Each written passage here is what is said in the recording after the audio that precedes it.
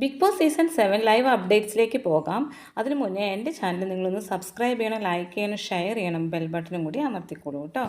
അപ്പോൾ എന്താണെന്ന് വെച്ചാൽ ഷാനവാസ് നമ്മുടെ ആതിരയെ അടിച്ചു. അതാണ് ഇപ്പോൾ നമ്മൾ ബിഗ് ബോസ് ഒരു ഡെയിലി ടാസ്ക് കൊടുത്തിട്ടുണ്ട്. അതിൽ എ എന്നും ബി എന്നും രണ്ട് ഗ്രൂപ്പുണ്ട്. എ ഗ്രൂപ്പിൽ അക്ബർ, സാബുമാൻ, ബിന്നി, നെവിൻ, ലക്ഷ്മി എന്നിവരാണ്. ബി ഗ്രൂപ്പിൽ അനുമോള്, ആര്യൻ, ഷാനവാസ്, ആതിര, നൂറ, ഇങ്ങനെ 5 പേരാണ് ഓരോ ഗ്രൂപ്പിലുള്ളത്. അതിൻ്റെ വിധികർത്താവ് എന്ന് പറയുന്നത് അനീഷാണ്.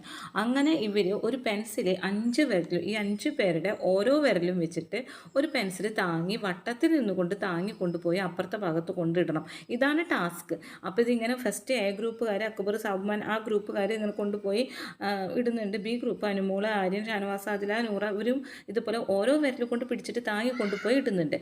പക്ഷേ ഇടുന്ന സമയത്ത് നമ്മുടെ ആതിരയുടെ കയ്യിൽ നിന്നിട്ട് ഈ പെൻസിൽ താഴെ ഇടയ്ക്കിടയ്ക്ക് വീഴുന്നത് ഇത് കണ്ടുകൊണ്ട് ഷാനവാസ് എന്ത് ചെയ്തു? ഷാനവാസിന് ദേഷ്യം വന്നു ആതിലയ്ക്ക് ഒന്ന് കൊടുത്തപ്പോൾ ആതിലയ്ക്ക് ദേഷ്യം വന്നു. ആതില ഒരുമാതിരി നോട്ടം ഷാനവാസിനെ ദേഷ്യത്തോടു കൂടി നോക്കുന്നുണ്ട്.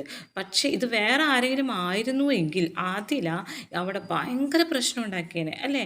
അനീഷ് അങ്ങനെ ആണെങ്കിൽ അനീഷിനെ മുതുകത്തിട്ട് ഇടിക്കലും ഇതുപോലെ ഒരു ബ്രസ്റ്റിൻ്റെ ഭാഗത്ത് ജസ്റ്റ് തൊട്ടുപോയി എന്നും പറഞ്ഞ് അനീഷിനെ പുറത്തിടിച്ചു. അത് അയാൾ അറിഞ്ഞുകൊണ്ടല്ല, എന്നിട്ടും പുറത്ത് നന്നായി ഇടിച്ചതാണ്.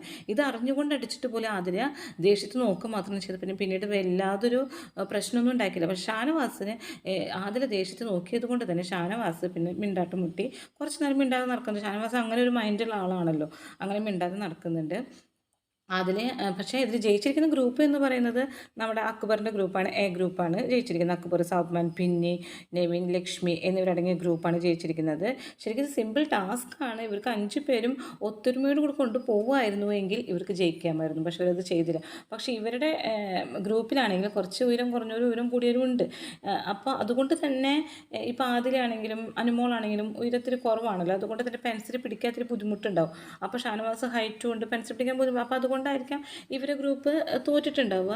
അതിനൊപ്പം തന്നെ നമ്മുടെ ആതിരയുടെ കയ്യിൽ നിന്ന് പെൻസിൽ ഇങ്ങനെ നിലത്തേക്ക് വീണ് കഴിയുമ്പോൾ ഷാനവാസിന് ശരിക്കും ഇറിറ്റേഷൻ വന്നു. അതുകൊണ്ട് തന്നെയാണ് പ്രശ്നം ഉണ്ടായത്. ഓക്കെ.